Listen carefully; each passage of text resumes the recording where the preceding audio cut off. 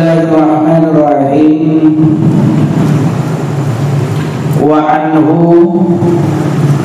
bad'aullah dari Abi Hurairah qala adabu basala Abi Hurairah su'ila itanyai an-nabiyyu basala mustaqajin nabi. Kenapa esena pertanyaan ayul a'mali tini kaimapan berempan kalakuan afdalu panika lebih utama. Qala adabu pasadakan Gusti Nabi imanun panika iman. Al-afdal imanun panika iman billahi kalaban Gusti Allah wa rasulihi ban putusna Gusti Allah. Sampun kan itu kila ida buaki pana palafat summama maknana summama maka pas panapa. Qala adabu pasal Gusti Kanjeng Nabi al-jihadu panika aperan fi sabilillahi in dalam agama Gusti Allah. Ila itabuaki pana palafat summama maknana summama maka pas panapa. Qala adabu pasal Gusti Kanjeng Nabi hajjun panika haji mabrurun saya terima. Al-mabrur tining haji mabrur wa anki al-mabrur alladzi panika haji la yartaqibu setak ngalakoni sahibuhu pasara orang saya ngalakoni alladzi fihi indal haji maksiatan dan maksiat. Jadi bab yang menjelaskan haji juga menjelaskan kewajiban haji di dalam agama Islam, menjelaskan keutamaan haji bagi orang-orang yang mampu agar mereka bisa sekuat tenaga berniat untuk melaksanakannya. Apa fadilahnya? Di samping haji ini menjadi kewajiban dan menjadi rukunnya Islam yang nomor 3, maka oleh Allah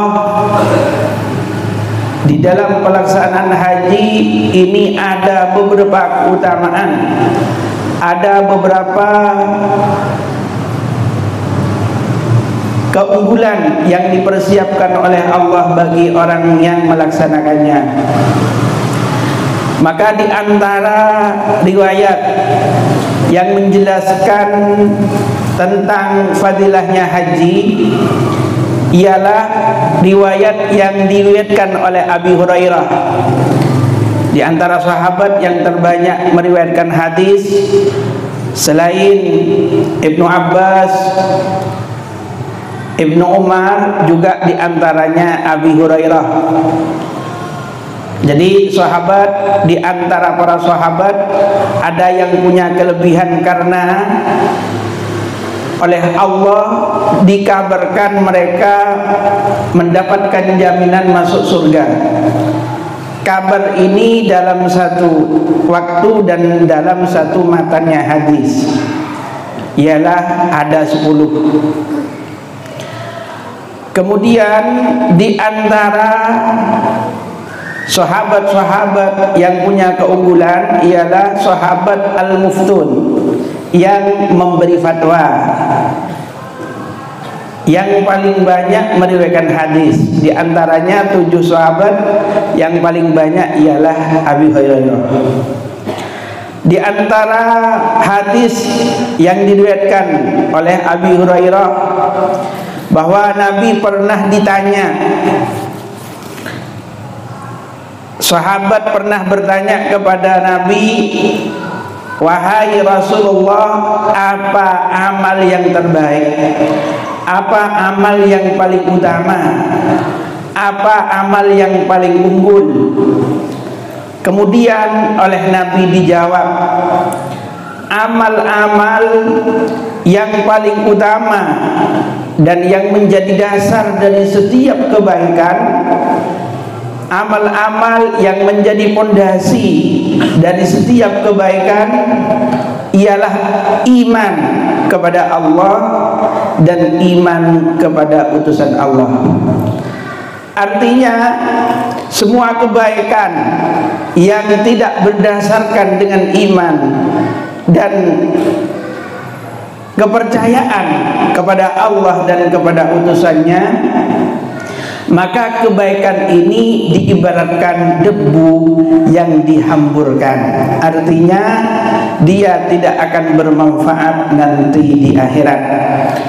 Maka dari semua kebaikan yang ada, harus dasarnya, harus permulaannya itu adalah kepercayaan kepada Allah dan kepercayaan kepada utusan Allah. Yang di situ diringkas ada 6 yang harus dipercayai. Apa yang 6? Ialah diantara kepada Allah, yang nomor 2 kepada utusan Allah, yang nomor 3 kepada malaikatnya Allah, yang nomor 4 kepada kitab-kitab yang telah diturunkan oleh Allah, yang nomor 5 ialah iman kepada hari yang akhir, yang nomor 6 ialah iman terhadap keputusan Allah yang baik dan yang jelek, semua itu adalah muara dari Allah. Setelah ini, karena ini adalah pondasi dari semua kebaikan, lalu sahabat yang ada itu bertanya lagi kepada Nabi, summa madza? Kemudian setelah iman kepada Allah dan utusannya, lalu apa setelah itu Rasul? Maka oleh Nabi dikatakan al-jihad fi sabilillah, ialah berperang di dalam jalannya Allah. Perang ini ada jihadul akbar, ada jihadul asghar. Dikatakan jihadul asghar itu adalah perang secara fisik, memerangi orang-orang yang memerangi Islam, bertikai dengan orang-orang yang menentang Islam.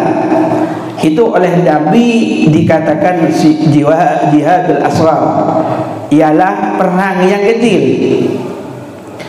Apa yang dikatakan perang yang terbesar adalah jihadun nafsi, ialah memerangi nafsu. Karena nafsu ini la ammaratun bisu, adalah sesuatu yang terbanyak mengajak kita terhadap kejelekan. Maka disinilah yang dikatakan oleh Nabi, kami kembali dari perang yang kecil menuju perang yang besar. Pada waktu itu, padahal Nabi pulang dari peperangan yang sangat besar, dikarenakan Nabi dan orang-orang yang bersamanya bisa memenangkan terhadap orang-orang kafir yang mana jumlahnya beberapa kali lipat daripada jumlahnya orang Islam. Tapi setelah sampai Nabi ke kota Madinah, justru Nabi berkata, raja'tu minal jihadil asghar ila jihadil akbar. Aku kembali dari jihad yang kecil menuju jihad yang terbesar. Sehingga para sahabat yang mendengarkan itu menjadi terheran, sudah jihad ini yang terbesar karena mengorbankan harta, mengorbankan jiwa, banyak dari orang Islam yang mati dikarenakan sangat berkecamuknya peperangan, ternyata masih dikatakan yang kecil. Maka sahabat bertanya kepada Nabi, ternyata jawabannya ialah jihadun nafsi, peperangan yang paling besar adalah perang melawan nafsu. Karena peperangan secara fisik juga diantara jihadun nafsi. Jadi kita bisa melaksanakan peperangan secara fisik, mengangkat senjata melawan orang-orang kafir, itu juga didorong oleh jihadun nafsi. Kenapa kok demikian? Karena jihadun nafsi ini, nafsu selalu mengajak jiwa seseorang, diri seseorang untuk lari dari peperangan, karena peperangan akan mengorbankan harta dan juga akan mengorbankan jiwa. Maka dari situ adanya perang secara fisik juga didorong oleh jihadun nafsi. Maka jihadun nafsi ini di waktu peperangan dalam keadaan genting juga dikatakan bersumber daripada jihadun nafsi, dan apalagi dalam keadaan sarra, dalam keadaan bahagia, dalam keadaan gembira, dalam keadaan aman dan tentram, itu justru lebih besar tantangannya kepada nafsu kita. Kemudian sahabat ternyata ingin melanjutkan pertanyaannya. Tidak hanya jawaban yang diutarakan oleh Nabi al-jihad fi sabilillah, sahabat ini melanjutkan pertanyaannya, summa madza? Kemudian apa setelah jihad fi sabilillah? Maka oleh Nabi dijawab, hajjun mabrurun, haji yang diterima. Maka haji itu adalah kewajiban Islam yang diwajibkan kepada orang-orang yang mampu seumur satu kali. Apa yang dinamakan haji mabrur? Wa allazi la yartakibu sahibuhu fihi maksiatan, adalah haji yang mana pelaksananya, orang yang melaksanakan pada waktu haji tidaklah melaksanakan maksiat. Jadi maksiat ini ada maksiat yang menyebabkan fasik, ada yang maksiat menyebabkan tidak menyebabkan fasik. Apa maksiat yang menyebabkan fasik? Adalah maksiat yang kecil tapi terus menerus, atau maksiat besar walaupun hanya satu kali. Tapi kalau yang maksiat yang tidak menyebabkan fasik adalah maksiat yang kecil tapi tidak terus menerus.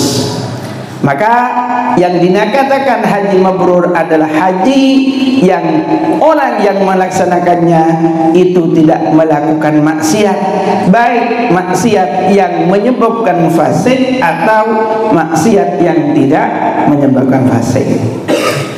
Wa anhu bandari Abi Hurairah qala adabu pasara kustai kanjeng Nabi, sami'tu mirang kaula Rasulullah ida ustai kanjeng Nabi yaqulu hale adabu pasara kustai kanjeng Nabi, man tining pasara urek hajja panika haji pasara man falam yarfuz, maka tak ada bujuba pasara man, walam yafsuk, bentak ngalakoni fasik pasara man, raja'a maka abali pasara man kayaumi waladathu, akati areh ngalahiraki huda man ummuhu pasera ebunaman. Hadis yang kedua, yang ketiga ini, kalau dari atas yang ketiga. Hadis yang ketiga yang diriwayatkan oleh Abi Hurairah. Kalau di kumpulan yang keempat, tapi yang dari Abi Hurairah ini yang nomor 3. Apa yang dikatakan oleh Abi Hurairah? Abi Hurairah berkata, aku mendengarkan Rasulullah bersabda. Jadi ini kalau dilihat dari hadisnya memakai an, itu masuk kepada hadis mu'an'an. Kalau mengatakan sami'tu Rasulullah, itu dikatakan hadis riwayat. Apa yang dikatakan? Barang siapa yang melaksanakan haji, kemudian di dalam pelaksanaan haji dia tidak pernah berkata yarfus, berkata jorok, berkata jelek, dan juga tidak pernah melakukan perkara yang menyebabkan fasik. Jadi berarti lam yarfus ini berkata jelek, mengumpat, mencela, mencaci dan semacamnya. Ini adalah satu qayyid pertama, falam yarfus.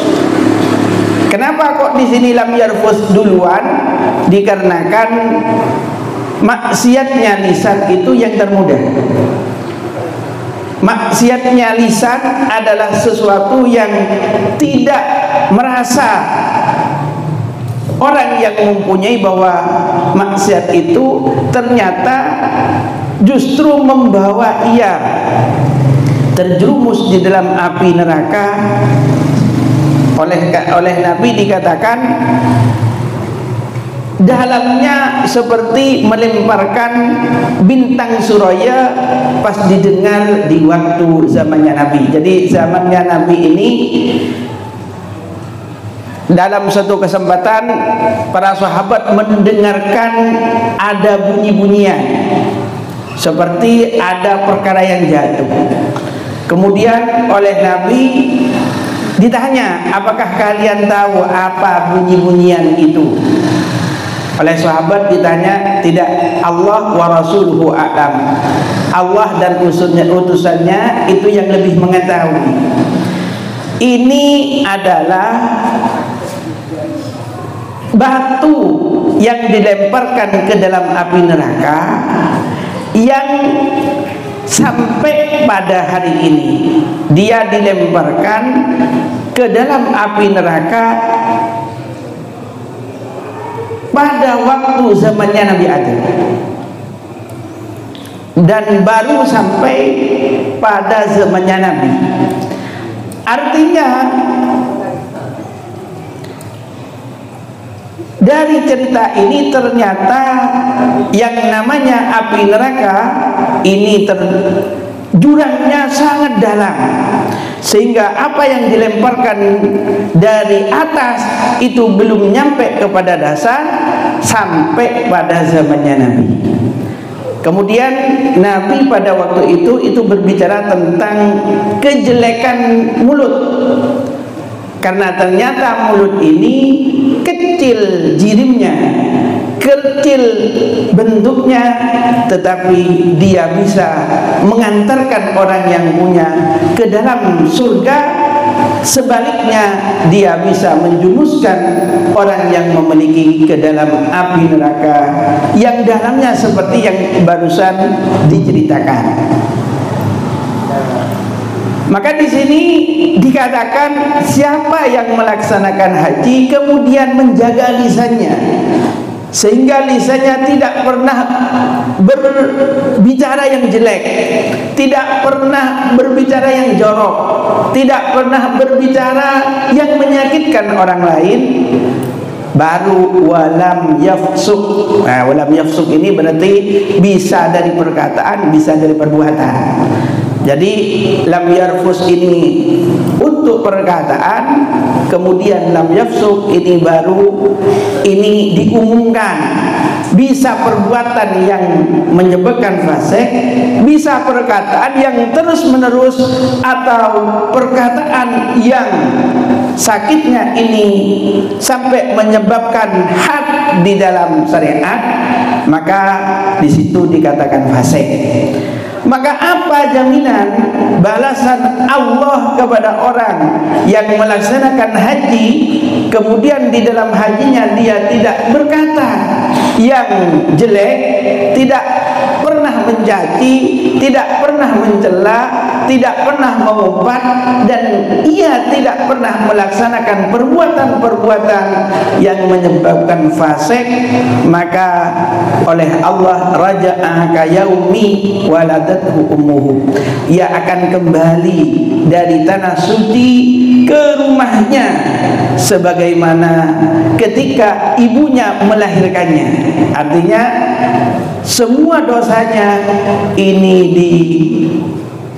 dihapus, diampuni oleh Allah, bahkan termasuk dosa-dosa yang besar, kecuali dosa yang berkaitan dengan hakul adami.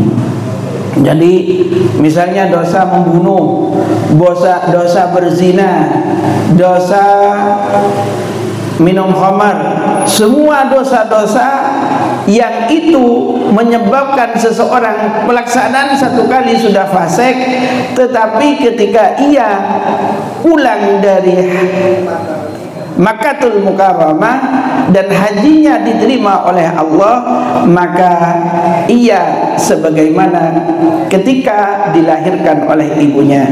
Artinya semua dosanya akan diampuni selain dosa-dosa yang berkaitan dengan hakul adami, karena hakul adami ini punya syarat-syarat yang khusus yang tidak bisa dihilangkan oleh haji. Jadi kayaumi waladatu ummuhu ini fokusnya kepada semua dosa, baik yang kecil dan yang besar, tetapi yang tidak berhubungan dengan orang lain. Ya. Seterusnya wa anhu, bandari Abi Hurairah qala adabu anna Rasulullah sampuna Gusti Kanjeng Nabi qala panika adabu pasar Gusti Kanjeng Nabi al umratu tining umrah ilal itu faidahnya untuk menghapus dosa yang ada di antara keduanya, baik umroh yang masuk di dalam haji, berarti umroh yang bersama dengan pelaksanaan haji, baik haji ifrad, haji qiran, haji tamattu, baik umrohnya didahulukan atau bersamaan atau umrohnya di belakang. Jadi al-umratu ini berarti umum, umroh yang bersama haji atau umroh yang mandiri. Berarti umroh yang mandiri adalah umroh yang dilaksanakan bukan pada bulannya haji. Apa balasan dari Allah yang dipersiapkan kepada hambanya yang mau dan meluangkan waktu untuk berziarah ke Haramain, tanah yang dimulakan oleh Allah, ialah umrah yang dilaksanakan ketika melaksanakan dua kali, antara umrah yang satu dan umrah yang kedua itu berarti akan menghapus dosa yang dilaksanakan antara keduanya. Jadi sebetulnya umrah ini bisa berkali-kali. Satu kali misalnya berangkat ke Mekah itu bisa 4 kali, bisa 5 kali, bisa paling tidak 2 kali paling sedikit. Tapi ini oleh Nabi, misalnya, apalagi yang berkali-kali seperti itu, misalnya 1 tahun 1 kali, kemudian tahun depan itu melaksanakan umroh, atau jaraknya sampai 5 tahun. Karena kalau orang yang kaya itu dianjurkan 5 tahun 1 kali. Haji juga dianjurkan 5 tahun 1 kali, walaupun bukan menjadi fardhu. Maka misalnya 5 tahun 1 kali, maka antara umroh yang pertama kemudian 5 tahun yang dilaksanakan itu akan menghapus dosa 5 tahun dari umroh yang pertama kepada umroh yang 5 tahun kemudian, kalau dilaksanakan setiap 5 tahun 1 kali misalnya. Tetapi ini maksudnya apakah memasukkan dosa hakul adami? Ya sama. Jadi untuk dosa hakul adami ini ada syarat-syarat tertentu yang wajib dilaksanakan untuk bisa terhapus. Jadi tidak masuk dalam kategori kafaratul lima bainahuma, menghapus dosa di antara keduanya. Sedangkan haji yang diterima karena kewajibannya adalah satu kali, ini dia tidak ada balasan yang layak kecuali surga. Jadi ini jangan disalahartikan. Kalau orang haji yang mabrur kemudian masih hidup misalnya 2 tahun atau 3 tahun, kemudian dia langsung masuk surga, bukan demikian. Maksudnya untuk hajinya yang diterima oleh Allah, ia tetap ada balasan dari Allah, yang balasannya ini tidak ada kecuali surga. Adapun masalah dia ini masuk neraka, ini masuk dalam ayat wa in minkum illa wariduha kana ala rabbika hatman maqdiya. Artinya kita merasakan api neraka itu adalah sebuah kemestian. Jadi walaupun haji mabrur, kita tetap merasakan api neraka. Hanya di situ perbedaannya antara lamanya, antara sengsaranya, antara penderitaannya. Karena yang masuk ke dalam api neraka itu bisa sebentar, cuma namanya siksaannya itu besar. Seperti yang ada dalam hadis bahwa siksaan orang alim itu lebih besar daripada siksaan orang bodoh karena kealimannya. Maka misalnya kita bandingkan, orang alim masuk ke dalam api neraka 1 tahun, ini siksaannya misalnya itu bermacam-macam, sambil disikat, sambil dikasih pakaian yang dari bara, misalnya dikasih sandal yang dari api, misalnya masih, pokoknya bermacam-macam. Tetapi itu 1 tahun misalnya. Sedangkan orang yang bodoh, dia mungkin 1 siksaannya dimasukkan ke dalam api neraka, 1 siksanya tapi lama. Maka disitulah perbedaan hal yastawil ladzina la ya'lamun wal ladzina la ya'lamun. Tidaklah sama orang yang mengetahui dan orang yang tidak mengetahui. Walaupun ancamannya lebih besar kepada orang alim, nerakanya lebih pedih bagi orang yang alim, tetapi orang alim ini karena dengan pengetahuannya ia akan cepat dientaskan dari api neraka. Orang yang bodoh walaupun katanya siksaannya hanya 1, tapi dia tidak cepat dikeluarkan dari api neraka karena kebodohan ketika ia berjalan di kehidupannya, tidak segera, tidak mengetahui cara untuk mengentaskan dari perbuatan-perbuatan yang menjerumuskan ke dalam api neraka. Orang alim sudah berbuat dosa yang sangat besar, karena ilmunya akhirnya ia sadar dan tahu cara untuk menghapus dosanya, tahu cara untuk menyusul perbuatan jeleknya, menghapus dengan perbuatan-perbuatan baik sesuai dengan sabdanya Nabi, atbi'is sayyi'atal hasanata tamhuha, ialah ikuti kejelekan itu dengan kebaikan, maka kebaikan ini akan menghapus bekas dari kejelekan-kejelekan. Dan orang alim ini tahu, sehingga dia di waktu kehidupan di dunia langsung ketika diberikan hidayah oleh Allah langsung tahu caranya. Sedangkan orang yang bodoh, karena sudah bodoh, dia tidak tahu bahwa perbuatannya itu adalah dosa. Kemudian ketika sadar, dia tidak tahu untuk keluar. Sehingga apa? Di akhirat nanti juga demikian, akan lebih lama berada di dalam api neraka. Sedangkan orang alim walaupun dilipat gandakan siksanya, tetapi akan cepat keluar dari api neraka. Maka kana hatman ala kana wa iminkun illa wa kana kana apa ya tadi, bahwa mendatangi api neraka jahanam itu sebuah keputusan yang ditetapkan.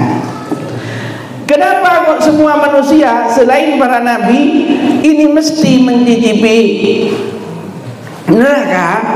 Dikarenakan seseorang yang pernah menderita kemudian ia merasakan kenikmatan, itu lebih besar kelezatannya daripada orang yang langsung nikmat. Diibaratkan misalnya kita setelah sengsara, setelah berusaha kemudian kita kaya, maka kita merasakan kekayaan ini itu akan berlipat ganda rasanya daripada kita langsung kaya. Maka di situ manusia dirasakan dulu ke dalam api neraka, supaya ketika dimasukkan ke dalam surga dia mendapatkan dua kenikmatan. Yang pertama, merasakan bahwa keluar dari api neraka jahanam itu sudah kenikmatan, tidak usah dimasukkan ke dalam surga, dikeluarkan saja sudah kenikmatan yang besar. Kemudian ketika dia dimasukkan ke dalam surga, maka kenikmatannya berlipat ganda. Sehingga dalam satu hadis dikatakan ada orang yang hidupnya mulai dari kecil sampai matinya dalam keadaan menderita, kemudian dimasukkan ke dalam surga, ditanyakan oleh malaikat, apakah kamu pernah menderita? Maka dijawablah oleh orang tersebut, saya tidak pernah merasakan derita. Kenapa? Karena penderitaan itu hilang dengan kenikmatan yang ia rasakan. Sebaliknya, ada orang yang bahagia mulai dari hidupnya sampai ia meninggalkan dunia, kemudian ia dijeburkan ke dalam api neraka, lalu ditanyakan oleh penjaga neraka, apakah engkau pernah merasakan kenikmatan, merasakan kelezatan? Dijawab, saya tidak pernah merasakan kelezatan. Kenapa? Karena kenikmatan yang ia rasakan mulai dari hidup sampai mati terhapus oleh kesengsaraan, penderitaan yang ia rasakan di waktu itu. Maka wa in minkum illa waridha kana ala rabbika hatman maqdiya. Di sini ketika disandingkan dengan laisa lahu jazaa'un illal jannah, ialah bukan berarti dia tidak akan masuk neraka. Dia tetap akan merasakan yang neraka, hanya di situ nanti balasannya itu adalah balasan yang sangat besar, yang di situ dikatakan tidak ada balasan yang layak kecuali ia dientaskan dari api neraka untuk dimasukkan ke dalam surga. Kemudian wa an Aisyah, dari Siti Aisyah radhiyallahu anha qalat adhabu pasal Siti Aisyah, qultu adhabu qaula ya Rasulullah, naro nikotaki kaula al jihad afdalul amali, paling utama amal, afala tujahidu, maka apa tak jihad kaula saja. Faqala, maka ada Abu Bakar Gusti Kanjeng Nabi, la bentan, walakin afdal jihadi lakin afdal jihadi, tetapi yang paling utama jihad hajjun manika haji mabrurun sei taremah. Kemudian ini diriwayatkan oleh Siti Aisyah, di antara sahabat-sahabat yang al-muftun, yang banyak berfatwa, 7 orang di antaranya yang perempuan Siti Aisyah. Jadi yang terbanyak itu ada Ibnu Abbas, karena Ibnu Abbas dapat doa dari Nabi, Allahumma allimhu al-kitabah, ya Allah berikan ia mengerti, berikan ia ilmu tentang rahasianya Al-Quran. Sehingga Ibnu Abbas di antara sahabat yang terbanyak meriwayatkan hadis, dan ia termasuk orang-orang yang punya kelebihan karena termasuk berstatus al-muftun, orang yang berfatwa. Di antaranya ini Siti Aisyah. Apa kata Siti Aisyah? Aku berkata, jadi ia berkata kepada baginda, ya Rasulullah, kami melihat berkeyakinan bahwa jihad adalah amal yang paling utama. Apakah kami tidak melaksanakan jihad, tidak mengerjakan jihad ya Rasul? Karena kami meyakini jihad itu adalah amal yang paling utama. Oleh Nabi dijawab, faqalah lah, tidak, jihad ini itu adalah bukan yang paling utama. Padahal di atas al-jihad fisabilillah kan, jihad fisabilillah, kemudian hajjun mabrurun. Tetapi ketika Siti Aisyah bertanya bahwa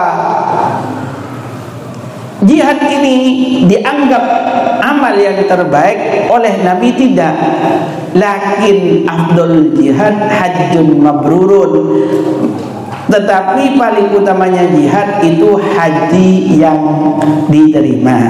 Bagaimana menyambungkan untuk mengkolaborasi antara hadis yang di atas, yang di situ dikatakan jihad dulu baru hajjun mabrur, sedangkan yang di bawah ini justru oleh Nabi bukan jihad yang lebih utama, tetapi paling utamanya jihad itu adalah haji yang diterima. Maka kembali lagi kepada penjelasan yang pertama, bahwa jihad ini terbagi dua, ada jihadun asghar, ada jihadun akbar.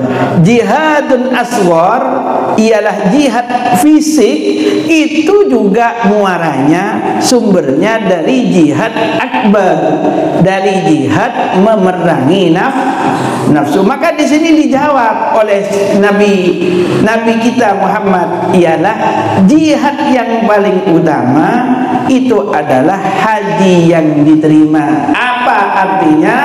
Dikarenakan haji itu kan ibadah antara mengkalibrasi antara ibadah harta dan antara ibadah raga. Sama seperti jihad. Jihad itu antara harta dan antara raga. Kemudian kenapa kok di sini dikatakan paling utama jihad itu adalah haji yang diterima? Maka karena di antara syarat-syarat menjadi haji yang diterima itu, pertama harus punya zadun, bekal yang halal. Dan bekal yang halal ini dia dapatkan dengan cara yang halal, dan mencari perkara yang halal itu juga termasuk jihad, jihadun nafsi.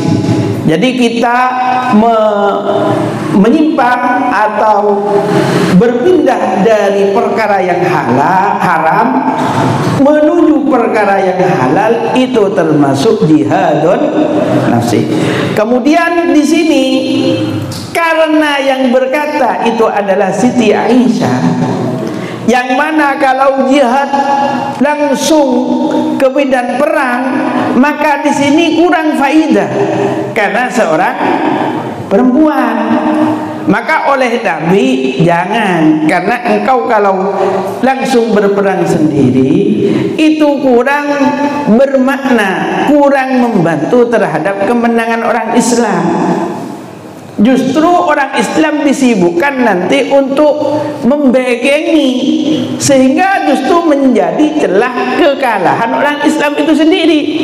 Maka oleh Nabi jangan, kalau ingin membantu ya membantu dari peralatan, dari bekal-bekal yang diperlukan oleh orang laki-laki. Maka di sini antara hadis yang di atas dan antara hadis yang kedua, walaupun sama-sama jihad yang dari harta dan jihad dari raga, tetapi di atas Nabi mendahulukan jihad fisabilillah. Ini khususnya adalah orang laki-laki. Adapun bagi perempuan, maka jihad yang paling baik itu bukan jihad dengan secara raga, tetapi jihad dengan ya raga dan harta juga. Cuma yang di situ bukan menentukan, bukan beradu fisik, tetapi di sini adalah dibentuk dalam haji. Haji mabrur berarti mulai dari bekalnya semuanya, termasuk rafasa wala fusuqah, termasuk antaranya lam yarfus dan semacamnya. Ini sudah menjadi yang terbaik bagi perempuan. Jadi hadis yang di atas itu untuk laki-laki, sedangkan hadis yang di bawah itu untuk perempuan. Wa anha bandari Siti Aisyah anna Rasulullah sangkuna Gusti Kanjeng Nabi qala panika ada bupasra Gusti Kanjeng Nabi mamin yaumin tada tining situng areh aksaru panika lebih banyak min ayyi yu'tika dari kotu amartika aki Allah pasra Gusti Allah fihi dalam yaumin abdan dak kabulah minan nari dari apa inurakah min yaumi arafata etempeng are arafah. Beda terusnya wa innahu beda apa tadi ya wis. Dari Siti Aisyah, hadis yang kedua dari Siti Aisyah, kata Nabi, sabda Nabi, tidaklah ada hari yang mana Allah lebih banyak memerdekakan hamba dari api neraka daripada hari Arafah. Sedangkan Arafah itu di dalam hadis dikatakan al-Arafatu engkika bintoh akbarul haji, haji yang paling besar, rukun haji yang terbesar ialah Arafah. Maka di sini dikatakan di hari Arafah tidaklah ada hari yang mana Allah memerdekakan seorang hamba yang lebih banyak daripada ketika hari Arafah. Kenapa? Karena ketika di hari Arafah ini termasuk dari hikmahnya ialah pada hari itu adalah semua orang yang melaksanakan haji itu ada di dalam satu tempat ialah Arafah, dan semuanya sama-sama wukuf dan sama-sama minta kepada Allah semua kebutuhannya, sehingga di waktu itu Allah menurunkan kepada semua orang yang hadir pada Arafah, di Arafah tersebut menurunkan kasih sayangnya. Maka berarti selain Arafah kan tidak ada orang yang haji. Tidaklah orang yang haji bersatu dalam satu tempat. Sedangkan di hari Arafah ada dalam satu tempat, karena waktunya kan setelah tergelincirnya matahari dan sampai terbenamnya matahari. Jadi harus menemui ada sebelum matahari itu terbenam dan harus ada setelah matahari terbenam. Jadi hari Arafah itu adalah hari yang mana semua orang yang melaksanakan haji ini ada pada satu tempat, ada pada satu waktu, dan mereka semua sama-sama menengadahkan tangannya, mengucapkan dan merendahkan dirinya kepada Allah di saat itu bersamaan. Sehingga apa? Karena pada waktu itu bersamaan Allah menurunkan kasih sayangnya, sehingga pada waktu itu Allah mengampuni orang yang hadir pada hari Arafah tersebut.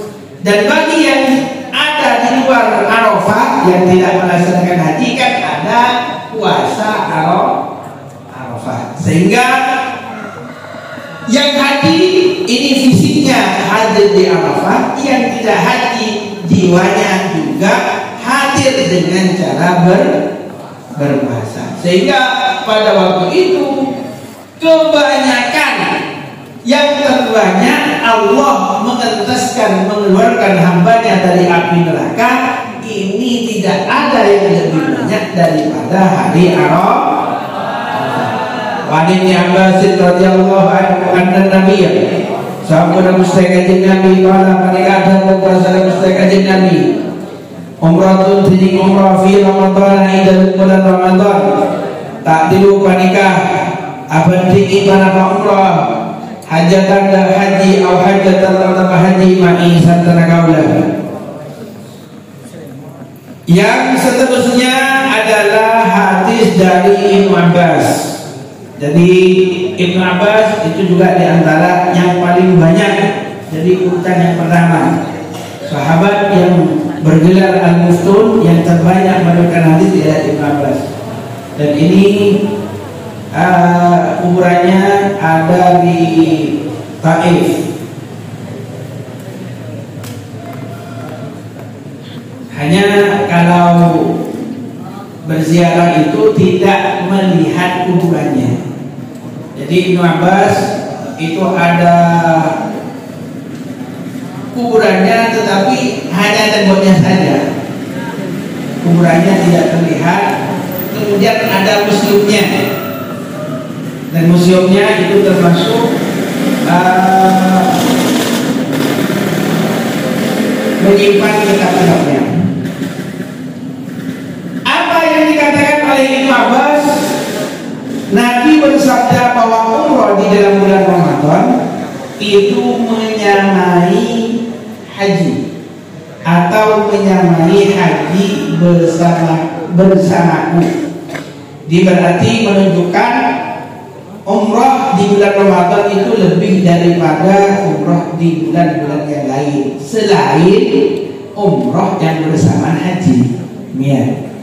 Jadi umroh yang bersamaan haji ini tidak masuk. Adapun umroh di bulan-bulan selain haji ini yang paling utama adalah umroh di bulan Ramadan. Ya, karena tentu bersamaan dengan bulan Ramadan. Jadi nilai plusnya itu karena ya bersamaan itu ada hajinya, ada umrohnya, dia melaksanakan umroh pas ketika dia mencegah dirinya dari semua perkara-perkara yang membatalkan dan mencegah anggota tubuhnya dari semua kemaksiatan. Sehingga di sini dikatakan hampir disamakan dengan haji atau disamakan dengan haji bersamaku. Lalu bagaimana? Apakah itu disamakan dengan haji fardhu? Ya, tidak demikian. Artinya persamaan ini ada mirip tapi tidak sama persis. Misalnya begini saja, ada binatang yang saking pinternya dia disamakan dengan manusia. Dulu binatang yang pintar itu biasanya dalam dunia fiksi dinamakan kancil, ya. Kan? Kancil. Dan ini pintar disamakan dengan manusia. Itu maksudnya bukan sama. Ya, dari satu sisi kepintarannya hampir sama sama dengan manusia, tetapi tidak sama persis dengan manusia. Maka di sini umroh di dalam bulan Ramadan sama dengan haji, ya maksudnya bukan sama seperti haji secara keseluruhan, hanya ada kesamaan di dalam hal-hal yang tertentu. Adapun masalah ibadah sunnah dan ibadah fardhu itu memang lain.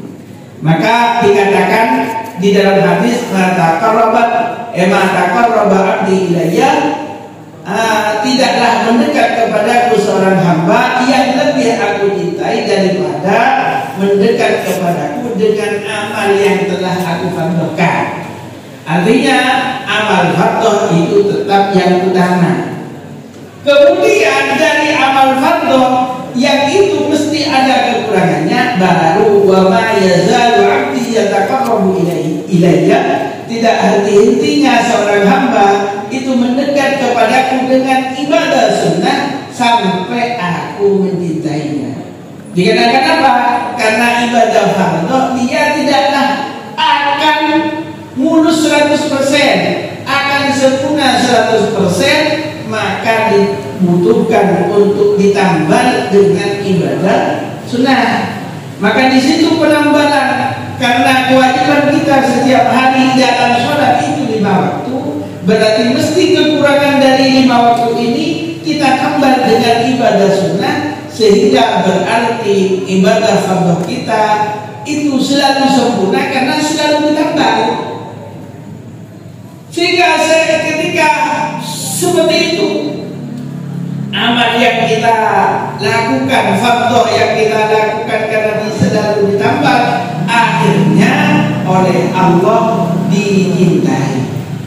Dan ketika Allah mencintai, maka Allah lah yang akan menjaga pendengaran seorang hamba, Allah lah yang akan menjaga tangan seorang hamba, Allah lah yang akan menjaga kaki seorang hamba, dan Allah lah yang akan menjaga penglihatan seorang hamba. Artinya tangan, kakinya, mulutnya, matanya, pendengarannya oleh Allah akan selalu dibelokkan untuk menjauh dari perkara-perkara yang menyebabkan ia terjerumus ke dalam api.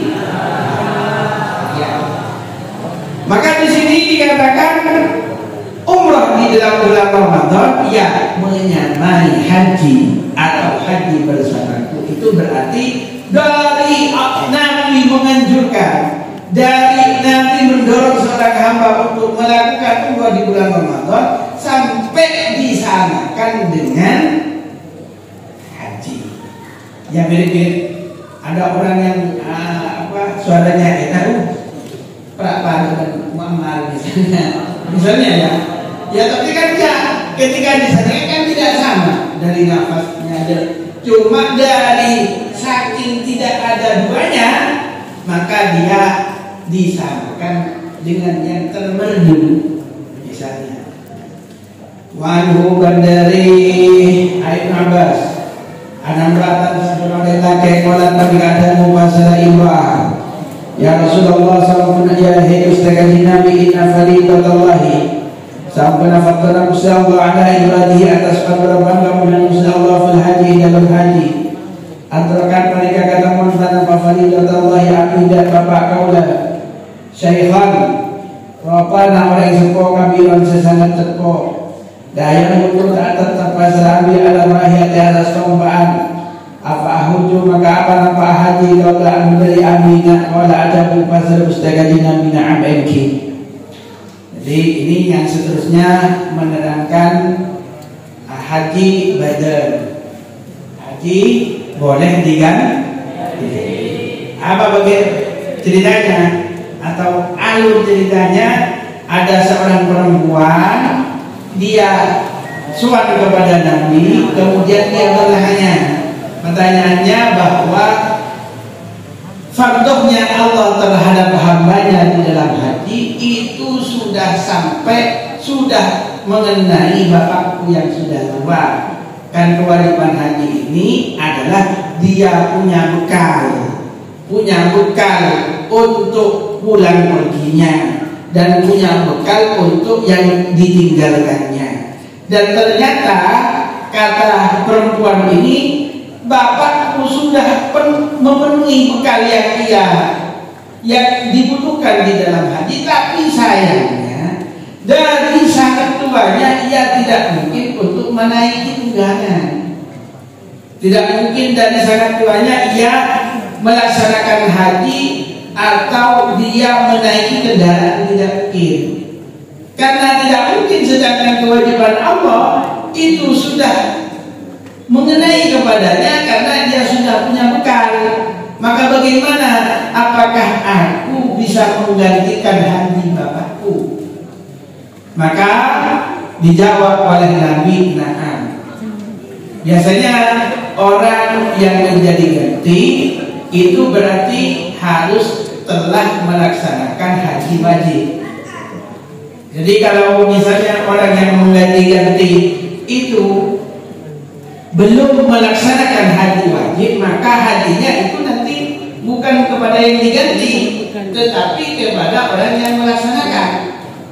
Maka yang haji yang mengganti-ganti daripada dirinya itu harus gugur dulu kewajiban dirinya, baru dia boleh mengganti sebagai menjadi badal dari haji orang tuanya. Wan Laqit ibn Amir, dan dari Laqit ibn Amir, innahu sambuna mustaqajin Nabi innahu sambuna Laqit mereka datang bahasa Laqit an Nabi ada mustaqajin Nabi. Faqala maka adamu fasalah Laqit, inna bi sambuna bapak kau dah syahid mereka orang sepuh kabirun sesangat sepuh. La yastati'una ta'amku fasalah abi al-hajjah haji wala al-mu'tabar ta'ala umrah wala ta'na kuda numpak setuk. Itu berarti tongkan serta di atas antah. Qala adabu fasalah mustaqajin Nabi hujjah haji sambian an abika, dari bapak sambian wa tamir berumrah sambian. Jadi hadis yang kedua yang boleh menjadikan tidak dari orang lain, kebetulan ini dari bapaknya, dari orang tuanya, ialah yang datangnya dari Laqit, bahwa Laqit ini mendatangi Nabi, suara kepada Nabi, kemudian dia bertanya, mengutarakan pertanyaannya bahwa bapakku itu sudah orang tua yang sangat sepuh, yang sudah renta, yang tidak mampu untuk melaksanakan haji dan umrah, juga tidak mampu untuk menunggang tunggangan di atas tenda. Maka oleh Nabi dikatakan hujjah an abi wa tamir, ya kamu gantikan dari bapakmu dan umrohlah, laksanakan umroh dari bapakmu. Jadi ini hadis yang kedua. Wa Anisa Sa'ib bin Yazid qala atabu Sa'ib hujjah haji bi pasal kaulah ma Rasulillah sallallahu alaihi wasallam Nabi fi hajatul wada'i, dalam haji wada. Wa ana badzin kaulah itu sapi sini mereka anak umur betok 8 tahun. Ini juga ada hadis yang menjelaskan anak kecil yang kita bawa, anak yang kita bawa yang belum balik, apakah bisa haji? Bisa. Tetapi itu bukan haji wajib, bukan menggugurkan haji yang menjadi kewajiban seseorang Islam. Jadi bagaimana demikian? Maka dia sah hajinya, tapi pahalanya akan didapat oleh ayahnya, oleh orang yang memberangkatkannya haji. Demikian. Wa Nabi Ibn Abbas dan dari Ibn Abbas anna Nabi sallallahu alaihi wasallam Nabi lagi apa nih ketemu pasal mustaqajin Nabi untuk banda rombongan birohai dalam tanah roha. Faqala maka ada pasal mustaqajin Nabi man panika pasal kaum tiningau qalu ada pasal rukban al muslimuna panikapan berman Islam manan tiningau saja panikapan berman Islam. Qalu ada pasal rukban man panika pasal anta tining sambian. Qala ada pasal mustaqajin Nabi tiningau Rasulullah panika utusna Gusti Allah. Farfa'an maka ngaturaki imra'atun pasal orang bini sobian dan anak-anak. Faqalat maka ada pasal imra'ah ali hadza apa-apa panikaikan di sobian hadun jadi haji wala tahu pasal mustakadin nabi na'am engki wala kapan panikaikan wala kiban panikaikan di samban hadun jadi kajian. Jadi ini menjelaskan bahwa seseorang yang masih kecil melaksanakan haji, hajinya sah, tetapi pahalanya bukan diberikan kepada anak kecil tersebut, tetapi diberikan kepada ibunya dalam masalah ini. Seterusnya wa an-Anasin. Mereka tak saling berbual. Tapi kalau ada sudah punya apa makna? Wa an-Anasin dari sahabat Anas radhiyallahu anhu anna Rasulullah ajab menikah haji berseterus kaji Nabi ala rahim atas ontah kembaan wakanan berbada perasaan rahim zamila tahu menikah ontah kembaan terus kaji Nabi. Jadi melaksanakan haji misalnya tawaf ini tidak harus berjalan kaki, melaksanakan wukuf juga tidak harus berjalan kaki, melaksanakan jumrah tidak harus berjalan kaki, juga boleh sambil duduk. Artinya kita membayar seseorang untuk mendorong kursi roda, itu boleh. Di sa'i, di tawaf, di wukuf, di jumrah dan semacamnya. Buktinya ini kebanyakan kalau yang tahun kemarin banyak yang wukuf dari atas bis. Nah ini jadinya bahwa Nabi pernah melaksanakan haji di atas kendaraan. Wan Nabi wan Ibnu Abbas itu wala dawu pasal Ibnu Abbas kana pada ukazun mana patisa ukaza wa mijannatun bantisa mujanna wa zil majasi bantisa zil majas aswaqan panikaban beratan kasar jahiliyah dalam orang jahiliyah fata asamu maka arama satu pasal ashab ayat tajiru dapatu ajakan pasal ashab fil mawasimi dalam bulan musim haji fanazalat maka qaran pada ayat laisa alaikum laisa tanda alaikum pada sambil kapi junahun pada patusa antam tahu pada kau ketunjuk perayaan dan kapi fadlan dan keutamaan min rabbikum dari panggilan sambil kapi. Jadi menyelam sambil minum susu. Artinya apa? Melaksanakan haji sambil berdagang. Dulu ini penduduk penduduk di Jannah, penduduk Zil Majas itu pada waktu zaman dulu itu merupakan desa-desa itu merupakan pasar, sehingga apabila datangnya musim haji tambah ramai. Kemudian Ukaz dan ahli penduduknya itu merasa dosa untuk berdagang di waktu musim haji. Kemudian turunnya ayat ini bahwa tidaklah berdosa bagi kalian untuk mencari pemberian dari Tuhan kalian. Artinya rezeki di dalam musim haji. Ya, maka ini. Kurang lebihnya non sepura sesuatu desa. Assalamualaikum warahmatullahi wabarakatuh.